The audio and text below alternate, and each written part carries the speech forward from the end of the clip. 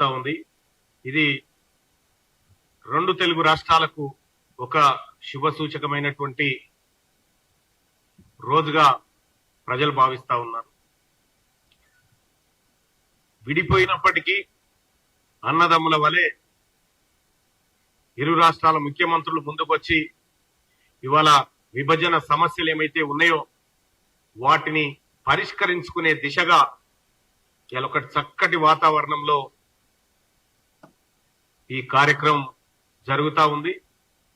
తెలంగాణ ప్రజలు కూడా అత్యంత ఆసక్తిగా గౌరవ ముఖ్యమంత్రి గారు రేవంత్ రెడ్డి గారి చొరవ, ఆయనకు తెలంగాణ ప్రజల పట్ల ఈ ప్రాంతం పట్ల ఉన్నటువంటి ప్రేమను ఇవాళ చర్చల్లో భాగంగా చూపించబోతా ఉన్నాడు. గౌరవ ముఖ్యమంత్రి గారికి ధన్యవాదాలు తెలియజేస్తా ఉన్నాం. అయితే ఇంత చక్కటి వాతావరణంలో ప్రజల ఆకాంక్షల మేరకు ఇరు రాష్ట్రాల ముఖ్యమంత్రులు కూర్చొని మాట్లాడుకుంటా ఉంటే ఏ పని లేనటువంటి బీఆర్ఎస్ పార్టీ నాయకులు దీన్ని కూడా ఓ రాజకీయంగా వాడుకునేటువంటి బురద జల్లేటువంటి కార్యక్రమానికి తెరలేపారు. గత 10 ఏళ్ల నుంచి కేసీఆర్ తయారు చేసి పెట్టినటువంటి పెంటంతా కడిగి తెలంగాణను సంపూర్ణ విముక్తి చేసే దిశగా గౌరవ ముఖ్యమంత్రి రేవంత్ రెడ్డి గారు అడుగులు వేస్తా ఉంటే ఇవాళ కాంగ్రెస్ పార్టీ ప్రభుత్వం ముందుకు పోతా ఉంటే మరి కేసీఆర్ గారికి ఆయన పరివారానికి మనసున పడతలేదు. అయ్యో ఉంటే మా లెక్క ఉండాలి కదా, మా లెక్కనే ప్రజల్ని మభ్యపెట్టాలి కదా అనేటువంటి ఉద్దేశంతో ఇవాళ బీఆర్ఎస్ పార్టీ నాయకులు వ్యవహరిస్తా ఉన్నారు. 10 ఏళ్ల కాలంలో మీరు జగన్మోహన్ రెడ్డి గారు కేవలం మీ స్వార్థ రాజకీయాల కోసం తప్ప దేనికోసమన్నా ప్రగతి భవన్ లో మీరు వాడుకున్నారా? ఓ 2 రాష్ట్రాల ముఖ్యమంత్రులు కూర్చొని మాట్లాడి ఉన్న సమస్యలేంటి అనేటువంటి చర్చ ఎప్పుడైనా జరిగిందా? కల్వకుంట్ల చంద్రశేఖరరావు గారిని మేము అడుగుతా ఉన్నాం. ఏ ఒక్క రోజు కూడా ఈ ఇరు రాష్ట్రాల ప్రయోజనాలను కాంక్షించినటువంటి కల్వకుంట్ల చంద్రశేఖరరావు ఆయన పార్టీ ఇవాళ సుదీర్ఘకాలం పెండింగ్ లో ఉన్నటువంటి అంశాలను పరిష్కరించుకునే దిశగా కాంగ్రెస్ పార్టీ ప్రభుత్వం ముందుకు పోతా ఉంటే ఇలా జీర్ణించుకోలేకపోతా ఉన్నారు. ఆంధ్రాలో కలపడానికి అంగీకరించినటువంటి కేసీఆర్ అప్పటి ముఖ్యమంత్రిగా ఉన్నటువంటి ఆయన ఇవాళ 7 మండలాలు వాపసు తీసుకురావాలి, కృష్ణా నీళ్ళల్లో వాటా మనకు రావాలి. ఈ అన్నిటికీ కారకులు మీరే కదా. సాగు చంపినోడే శవం దగ్గర కూర్చొని ఏడిచినట్టుకుంది ఆయన కథ. ఇవాళ ఏపీతోని సత్సంబంధాలు దెబ్బతిని తెలంగాణ రాష్ట్ర ప్రజలకు ఏపీ ప్రజలకు మధ్య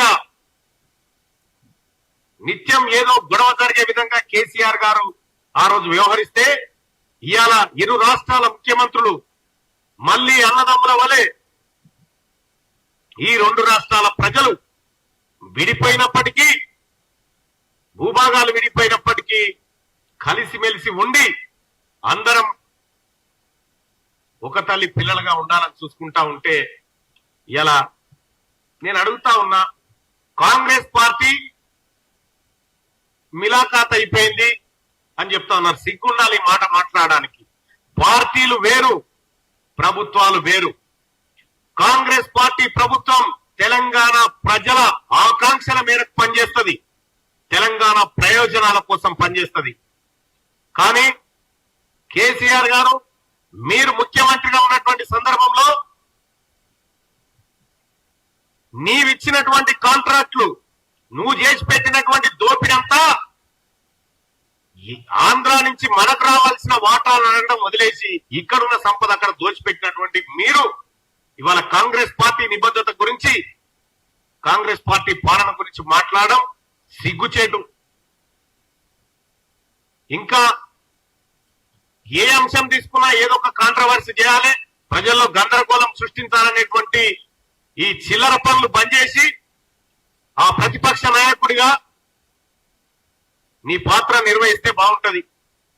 ఇప్పటికే మిమ్మల్ని మీ మాటల్ని నమ్మక ఎక్కడి పార్టీ నాయకులు అక్కడికి వెళ్ళిపోతా ఉన్నటువంటి సందర్భంలో ఇవాళ ఇరు రాష్ట్రాల ముఖ్యమంత్రుల భేటీని వివాదం చేయదలుచుకున్నారు.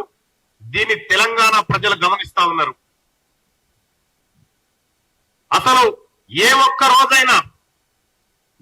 రోజైనా ఏపీ నుంచి రావాల్సినటువంటి విద్యుత్ బకాయిల మీద ఎన్నడన్నా మాట్లాడినావా?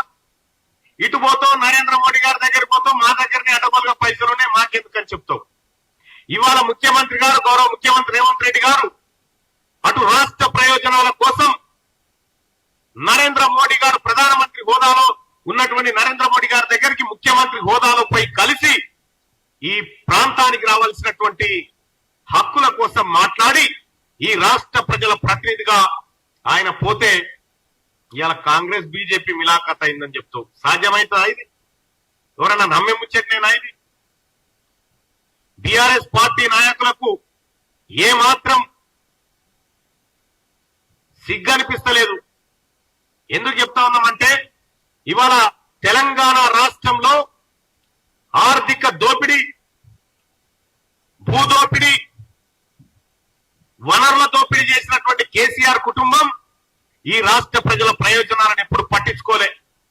తెలంగాణ రాష్ట్రం ఏర్పడినటువంటి నీళ్లు, నిధులు, నియామకాల కోసం ఇవి నెరవేరాలనేటువంటి ఆకాంక్షతోని ఆ తల్లి సోనియా గాంధీ కాంగ్రెస్ పార్టీ అప్పుడు యూపీఏ గవర్నమెంట్ తెలంగాణ రాష్ట్రాన్ని ఇస్తే రాష్ట్రాన్ని కుక్కలు చింపిన ఇస్తరాకులాగా మార్చినటువంటి కల్వకుంట్ల చంద్రశేఖరరావు గారికి ఎలాంటి అర్హత లేదు ప్రస్తుత భేటీ గురించి మాట్లాడడానికి అని చెప్పి తెలియజేస్తా ఉన్నా. కనీసం ఈ భేటీని స్వాగతించాల్సింది పోయి విమర్శలకు దిగుతున్నటువంటి బీఆర్ఎస్ పార్టీ, మీ పార్టీ ఆయుసే దినదిన గండం మూరేళ్ల ఆయుసు, పెద్ద మనుగడలో ఉండే పరిస్థితిలో లేదు. ఇవాళ తెలంగాణ ప్రజలు హర్షిస్తా ఉన్నారు. ఇరు రాష్ట్రాల తెలుగు ప్రజలు గర్వపడతా ఉన్నారు. ఇరు రాష్ట్రాల ముఖ్యమంత్రులు అన్నదమ్ముల వలె కూర్చొని సమస్యలు పరిష్కరించుకోవడానికి ముందుకొచ్చినటువంటి సందర్భంలో ప్రజలంతా సంతోషపడతా ఉన్నారు. కాబట్టి మేము ఒక విషయం చెప్పదలుచుకున్నాం కేసీఆర్ గారికి, ఆయన పరివారానికి అందరికీ. 10 ఏళ్ల పాటు గతంలో ఉన్న విభజన సమస్యలు అట్లుండగా 10 ఏళ్ల పాటు నువ్వు తయారు చేసిన పెట్ట మామూలుగా ఏం లేదు. 10 ఏళ్ల పాటు అనేకమైనటువంటి సమస్యలు సృష్టించరు. ఇక్కడ కృష్ణానది నీళ్ల వాటా విషయంలో సుప్రీంకోర్టులో ఉన్న కేసును వాపసు తెచ్చుకుంటావు, అన్ని సమస్యలను జటిలం చేసినావు. ఇవాళ కేసీఆర్ చేసిన పాపాలను కూడా రేవంత్ రెడ్డి గారే కడగాల్సినటువంటి పరిస్థితికి వచ్చింది. సోదరులారా, జగన్మోహన్ రెడ్డి గారు ప్రగతి భవన్కి వచ్చినప్పుడు గాని మీరు అటు విజయవాడకు పోయి ఇటు తిరుపతికి పోయి ఇక్కడ దర్శనాలు చేసుకొని వచ్చినప్పుడు గాని ఏ ఒక్కరోజైనా అక్కడి ముఖ్యమంత్రిని మీరు ఆహ్వానించిరా మాట్లాడుకుందామని, లేదంటే మిమ్మల్ని జగన్మోహన్ రెడ్డి గారు ఆహ్వానించిరా? మీరు ఎప్పుడు కలిసినా గొంగడి కప్పుకొని చీకట్ల కలిసేటోళ్ళు మీరంతా. మీది చీకటి రాజకీయం. ఇవాళ కాంగ్రెస్ పార్టీ ప్రభుత్వం గౌరవ ముఖ్యమంత్రి గారు చేస్తుంది పక్కా ప్రజా ప్రయోజనార్థం చేస్తున్నటువంటి వ్యవహారం. ఇక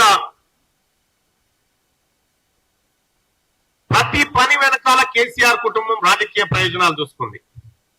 ఇవాళ గౌరవ ముఖ్యమంత్రి రేవంత్ రెడ్డి గారు తెలంగాణ ప్రజల ఆకాంక్షలను చూస్తా ఉంది. రాష్ట్రంలో తెలంగాణ రాష్ట్ర విభజన బిల్లు సందర్భంలో ఇదే ముఖ్యమంత్రి గారు గౌరవ రేవంత్ రెడ్డి గారు ఆ రోజు అసెంబ్లీలో తిరుమల కొండలో వాటా కోరిండు, పోర్టులు కావాలని కోరిండు.